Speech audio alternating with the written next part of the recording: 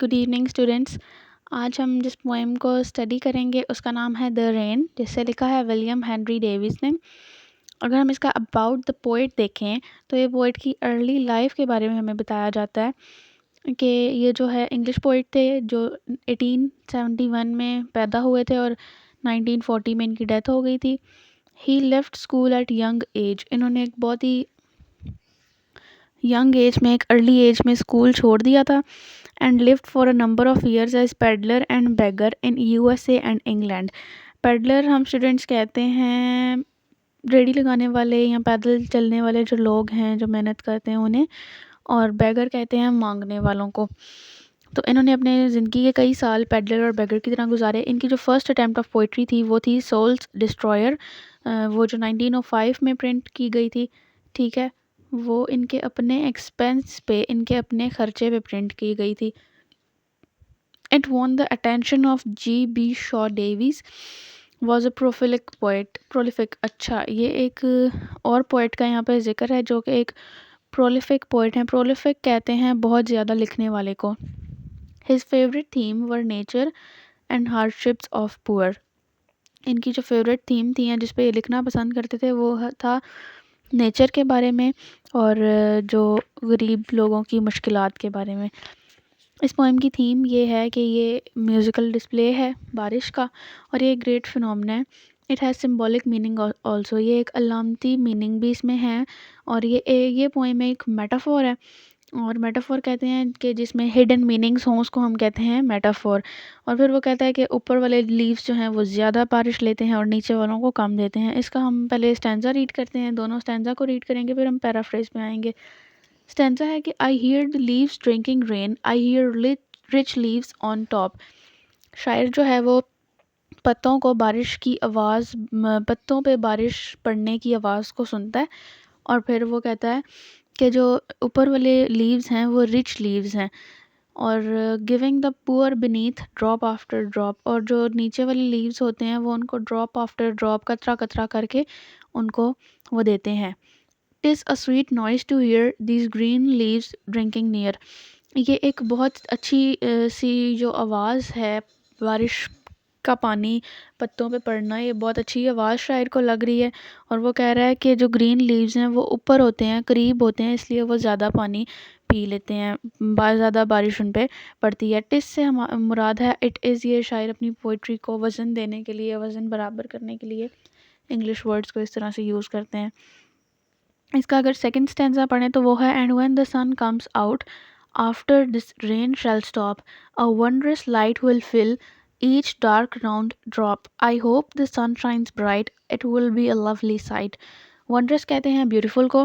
फिर शायर कहता है कि जब सूरज आ जाता है बाहर तो वो एक एक कतरे को जो है वो ब्राइट कर देता है, उसको खूबसूरत बना देता है। सूरज की चमक जो है वो उन कतरों में भर जाती है। I hope the sun shines bright, it will be a lovely sight. शायर कहता है कि मेरी ख्वाहिश है कि जो सूरज है वो इतना चमके कि ये एक अच्छा सा नज़ारा बन जाए। साइट कहते हैं एक नज़ारे को। तो फिर अब हम इसके पैराफ्रेज पे आते हैं। अच्छा स्टूडेंट्स, पैराफ्रेज जो है वो सिंप्लीफिकेशन होती है पोइट्री की। तो पैराफ्रेज जो है वो अगर हमें स्टैंजा समझ नहीं आता तो हम पैराफ्रेज रीड कर सकते हैं। अबाउट द पोइट अगर हम इसकी समरी लिखें तो समरी में जो है इसके मार्क्स होते हैं अबाउट द पोइट के। अगर हम पोइट का नाम सही लिखें, उसकी थोड़ी सी हम हिस्ट्री बयान कर दें, उसकी पहली पोइम बयान कर दें, या हम उसकी डेट ऑफ बर्थ और डेट ऑफ डेथ लिखें, तो फिर हमें इसमें मार्क्स मिलते हैं। इसलिए अबाउट द पोइट को लाजमी लिखना है समरी में। और पैराफ्रेज में अगर हम इसके आएँ तो इसके फर्स्ट स्टैंजा की जो पैराफ्रेजिंग है वो इस तरह से की गई है कि the poet says that the he hears the leaves which are full of rain. He says that the rich leaves on top are full of water. The sprinkling water which falls drop by drop on the leaves below create a music which is so sweet to hear.